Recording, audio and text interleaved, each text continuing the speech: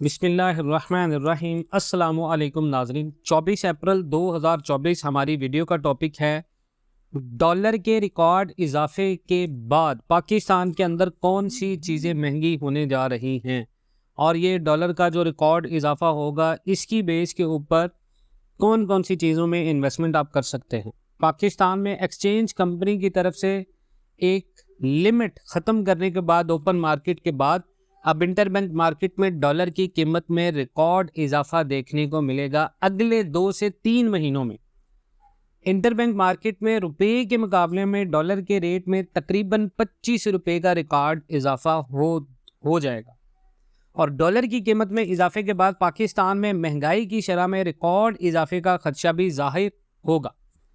जितने भी एनालिस्ट हैं उनके अकॉर्डिंग डॉलर के रेट में इजाफे के साथ महंगाई की शरह में 10 से 12% मजीद इजाफा होगा। डॉलर की कीमत में इजाफे के बाद जो रोज़मर्रा की चीज़ें हैं उनसे लेकर इलेक्ट्रॉनिक्स, गाड़ियाँ, मोबाइल फ़ोन्स, गर्ज ये कि हर चीज़ की कीमत में इजाफा होगा। कौन सी ऐसी चीज़ें हैं जिनकी कीमतों में इजाफा नहीं होगा? देखिए जी, पाकिस्तान सुई धागे से लेकर लहसुन, प्याज और तेल तक इंपोर्ट करता है। जो जो इंपोर्टेड प्रोडक्ट्स हैं उनकी कीमतों में इजाफा होगा। मोटरसाइकिल, गाड़ियाँ, तेल, ईंधन, इलेक्ट्रॉनिक डिवाइसेस समेत हर चीज़ की कीमत में इजाफा होगा। पाकिस्तान तो मोज़े से लेकर जो हमारी जो सॉक्स होती हैं वो भी चीन से इंपोर्ट कर रहा है और इससे अंदाज़ा लगा लें कि कौन कौन सी चीज़ें पाकिस्तान की अंदर जो है वो महंगी होंगी। डॉलर की कीमत में इजाफे के बाद महंगाई की शरह में 10 से 12% मजीद इजाफे का खदशा होगा। महंगाई की शरह में इजाफा तो होगा लेकिन मुल्क में मौजूदा दौरे हुकूमत में चीज़ों की जो ट्रांसपोर्टेशन के चार्जेस हैं, वो जो निज़ाम है वो मुतासिर होगा और वो बहाल होना शुरू हो जाएगा और चीज़ों की किल्लत का मसला भी बहुत ज़्यादा पैदा होगा। आम आदमी पाकिस्तान के अंदर अगर आप देखें तो पहले ही तबाह है, अब इससे ज़्यादा क्या मुतासिर होगा? महंगाई की नई लहर आने के बाद खते गुर्बत से नीचे रहने वाले अफराद की तादाद में मज़ीद इजाफा होगा, जिसके लिए हुकूमत को फौरी बहुत सारे इकदाम करने की ज़रूरत है। ना तो हमें सरमायाकारी के लिए किसी की मेहनत करने की ज़रूरत है, हमें खुद के पाँव पर खड़े करने की ज़रूरत है। मुझे पता है बहुत सारे लोग नेगेटिव कमेंट करेंगे, लेकिन ग्राउंड रियलिटीज़ के ऊपर जो लोग अंडरस्टैंड करते हैं ये सारी बातें बिल्कुल मैं आपको ठीक बता रहा हूँ। उसके बाद है जी, आम आदमी को रिलीफ देने के लिए हुकूमत को एहसास प्रोग्राम के ज़रिए दी जाने वाली बराह रास्त जितनी भी सब्सिडीज़ हैं और इस तरह की जो पिछली हुकूमत या उससे पिछले बेनज़ीर इनकम सपोर्ट प्रोग्राम, इस तरह की तमाम सब्सिडीज़ को हमें इंडिविजुअली दुगना करना पड़ेगा ताकि लोगों पर बोझ किसी हद तक कम किया जा सके। डॉलर की कीमत में इजाफे के बाद IMF से डील में आसानी होगी। देखिए जी, हुकूमत और IMF के साथ डील में डॉलर की कीमत में इजाफे के बाद पेश रफत तो होगी, लेकिन कुछ शर्तें और भी हैं जिन्हें हुकूमत को पूरा करना पड़ेगा। हुकूमत को बिजली और गैस की कीमतें बढ़ाना पड़ेंगी। अब बताएं कि IMF से कर्ज मिलने का एक आम आदमी को क्या फ़ायदा हो रहा है? वो गैस के बिल भी दे रहा है। अब ये देखें, पाकिस्तान के अंदर टैक्स अदा करने वाले बिजली का बिल दे रहे और टैक्स ना देने वाले फ्री बिजली दे रहे। तो टैक्सेस और टैक्सर्स को सरप्लस करना होगा और तमाम खर्चों को टैक्स कलेक्शन से पूरा करना पड़ेगा पाकिस्तान को। हुकूमत को मुश्किल फैसला करना होंगे ताकि मज़ीद ताख़ीर की अब गुंजाइश ना रहे।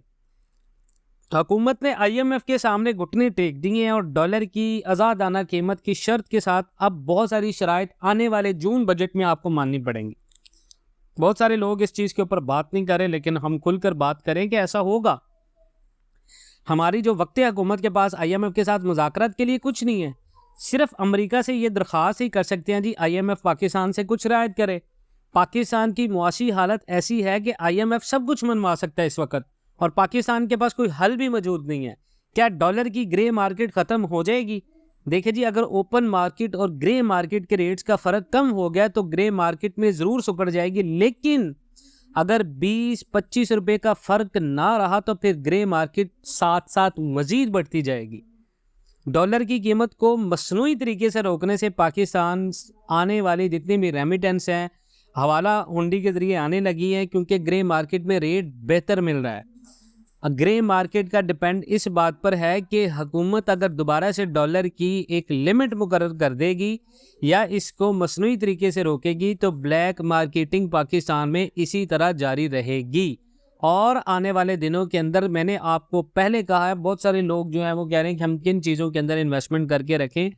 फिल वक्त आपके पास 3 से 4 महीने हैं, आप इलेक्ट्रॉनिक्स बिजनेस के अंदर पैसा लगाएं इस वक्त, आप गाड़ियों के अंदर पैसा इन्वेस्ट करें इस वक्त, आप मोबाइल फोन्स के अंदर इन्वेस्टमेंट करना चाहते हैं तो इस वक्त। इसके बाद अगर आपने इन्वेस्टमेंट करनी है, कमोडिटीज़ के अंदर इन्वेस्टमेंट करनी है तो इस वक्त करें, तेल के अंदर इन्वेस्टमेंट करनी है तो इस वक्त करें, जितने भी इंपोर्टेड प्रोडक्ट्स हैं उनके अंदर इन्वेस्टमेंट करनी है तो इस वक्त करें, इलेक्ट्रॉनिक डिवाइसेस के अंदर इन्वेस्टमेंट करें। बेहतरीन इन्वेस्टमेंट्स हैं आपके पास ये। बाकी ये हमारे स्टैट्स हैं, हमारे एनालिसिस हैं। पाकिस्तान एंड वर्ल्ड टीवी अपने मौक़िफ़ पर कायम है कि पाकिस्तान की इकोनॉमी में जो बेहतरीन हो रहा है, जो आपको दिखाया जा रहा है, हकीकत इसके बरअक्स। बहुत सारे लोग नेगेटिव कमेंट में आकर मुझे किसी भी पार्टी के साथ मुंसलिक कर रहे होते हैं, ऐसा बिल्कुल नहीं है।